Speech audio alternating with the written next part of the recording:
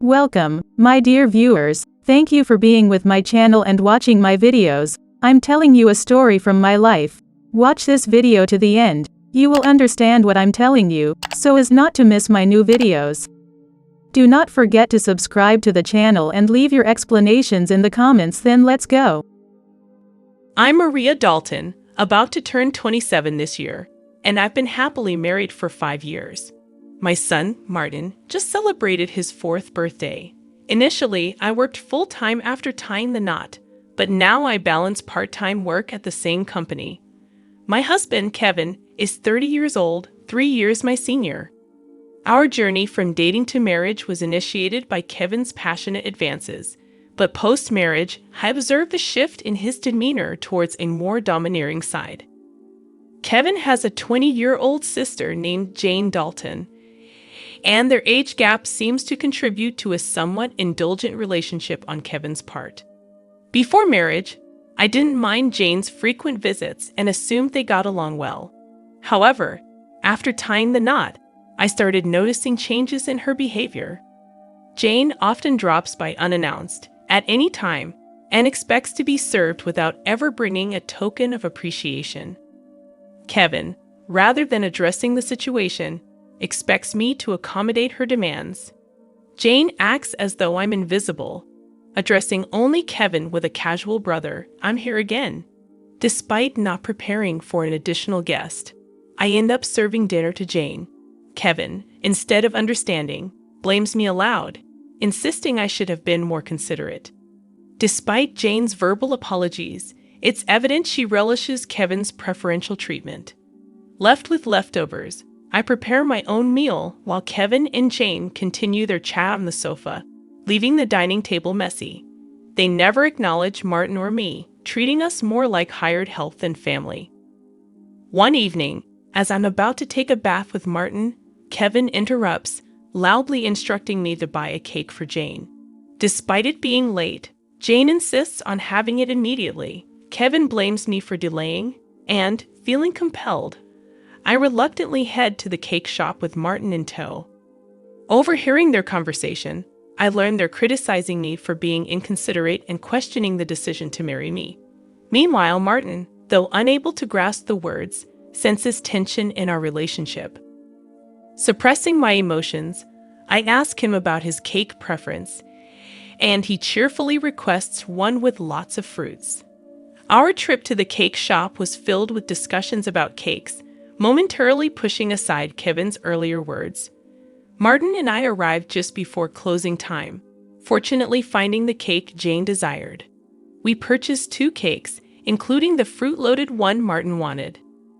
Back home, I served the cakes to Jane and Kevin, then prepared Martin's cake and headed to the dining room.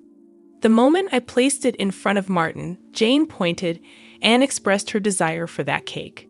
Before I could react, Kevin moved Martin's chosen cake in front of Jane, disregarding Martin's protests. Kevin justified his action, claiming he bought the cake with his earnings and had the right to choose for Martin. Unable to contain my emotions any longer, I voiced my dissatisfaction.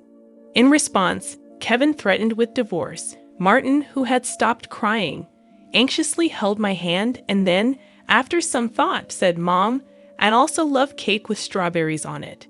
Yes, it's really delicious." He mentioned this while eating a cake initially wanted by Jane. Feeling that Martin was enduring too much, I lifted his cake plate when I saw Jane reaching for it. I took Martin to the next room so he could enjoy his cake in peace.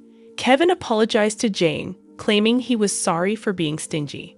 Despite wanting to retort, I held back for Martin's sake. Watching Martin innocently enjoy his cake was a heartwarming sight. After finishing the cake, we decided to have a late bath and sleep in Martin's bed. The next morning, I discovered Jane had already left. As I prepared breakfast, I heard Martin crying. Shockingly, his piggy bank, a gift from my father, was broken, and the saved money was gone. Martin, who always said goodnight to the piggy bank, was left heartbroken. When I questioned Kevin about it, he casually mentioned that Jane needed some money, so she took it from the piggy bank. Holding a crying and shaken Martin, I felt his pain so acutely that I cried with him. It was painful to witness Kevin prioritizing and caring for his sister more than our son.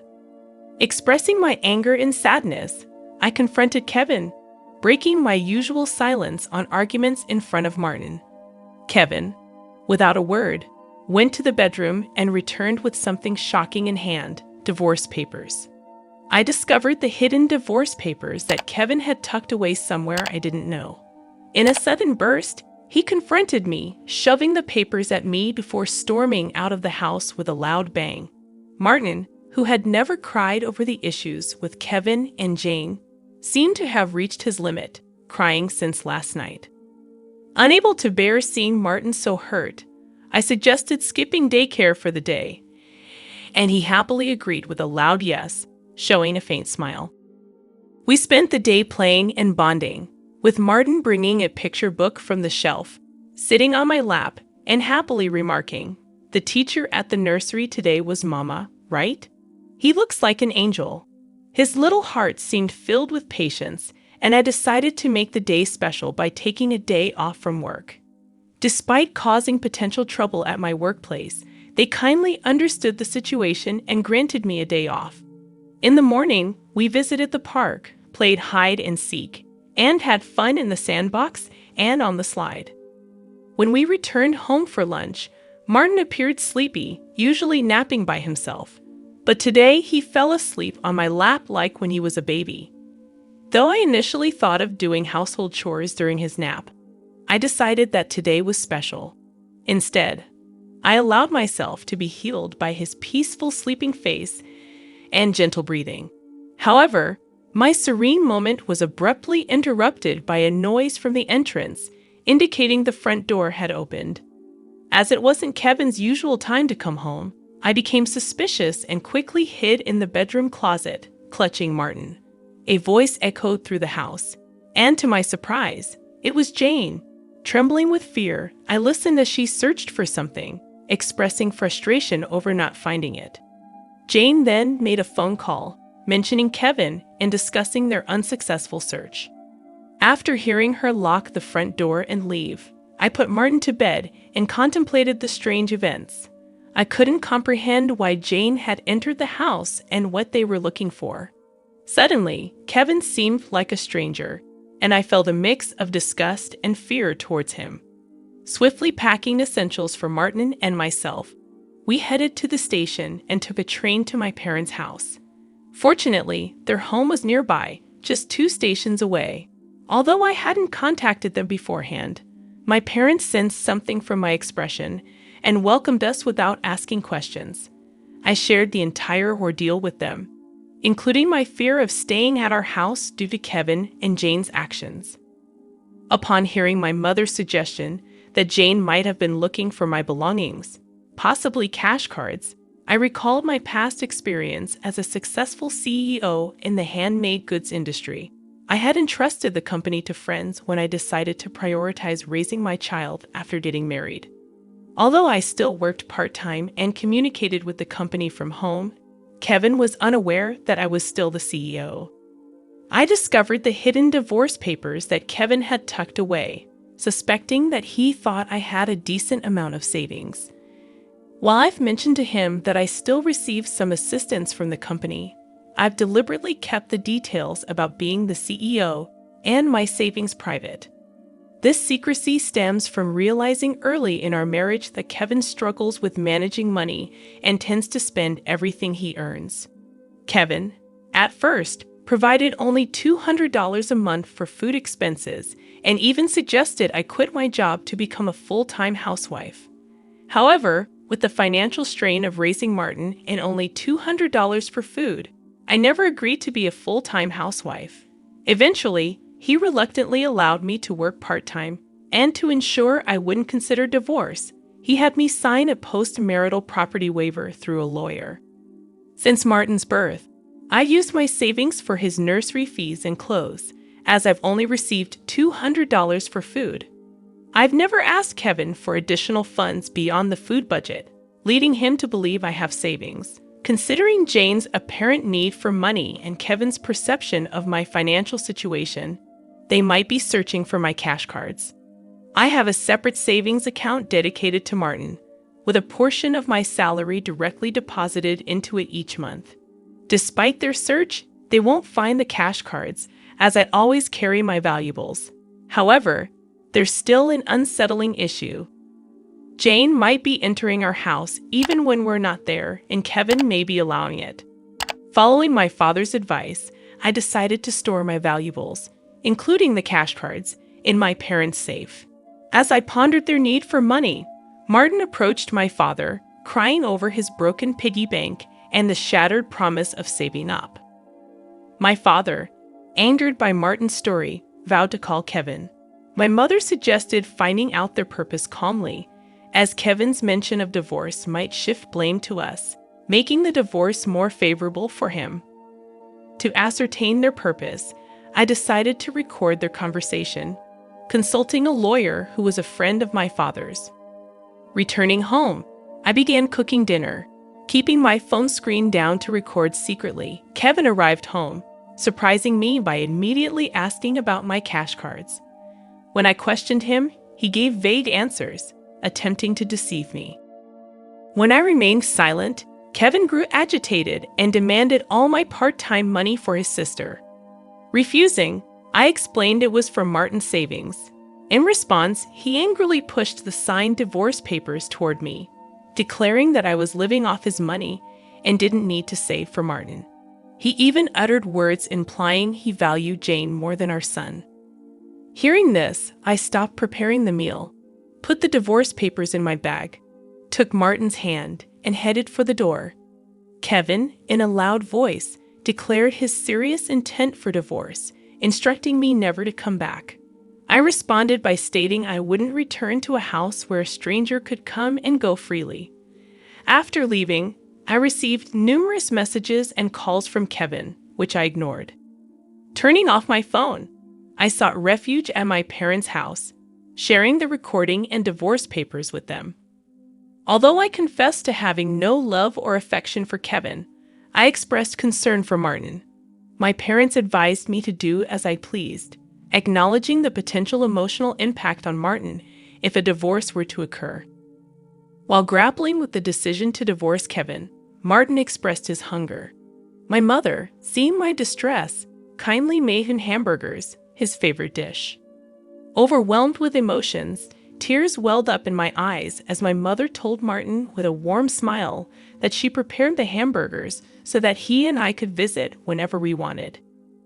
Taking a bite, Martin exclaimed with joy, praising Grandma's hamburgers and expressing a desire to eat them every day. I responded, saying it's because the hamburger contains the love I have for him, and he, in a touching gesture, took a big bite and offered it to me. Moved by Martin's kindness, my tears couldn't be held back, and even though I tried to stop them, they persisted. My father, noticing Martin's concern, reassured him that my tears were of happiness, not sadness. Hearing this, Martin, in a moment of understanding, hugged me, and my father's eyes turned bright red. Realizing the blessing of being with family, I remarked to Martin that family is precious. Surprised, he questioned if Dad had mentioned that only Jane was family. My father gently confirmed it, but then asked Martin if he wanted to live with them as family. With a laugh, Martin happily agreed, making everyone smile naturally. Despite contemplating divorce, the meal felt so happy that I finally decided to part ways with Kevin. I planned to inform Martin about it, and even though discussing it weighed heavily on my heart, Martin seemed to grasp the situation. Happily, he expressed the desire to live as a family, embracing the pet dog and calling him his younger brother despite the dog being older. Preparations for the divorce began, starting with contacting a lawyer who was a friend of my father. The next day, we formalized the contract, and my father and Martin shared comforting laughter while I laid in bed, reminiscing about my childhood. The following day, upon checking my smartphone, I found over 200 calls and messages from Kevin, showcasing his emotional instability. Exhausted, I turned off my phone, and with the lawyer's assistance, we explained the situation to my parents. Jane had accumulated significant debt from a casino and shopping addiction, and Kevin acted as her guarantor, planning to use my savings. The lawyer confirmed that the divorce papers had already been submitted, and Kevin sobbed upon realizing it was finalized. Despite expecting disagreements about child support, he signed a pledge to pay $340 to Martin every month. In a subsequent call from Kevin, his tone lacked aggression, and he calmly admitted to financial manipulation and explained his complex feelings toward Jane. I firmly asserted my decision not to reconsider and heard his faint sobbing before he wished me happiness and hung up. Remaining strong until the end, I discussed future plans with my parents and decided to stay with them until Martin grows up. I resumed my role as a company president and later learned that Kevin and Jane had informed their parents about the divorce and debt, resulting in dissownment. Today, I find happiness being with my family.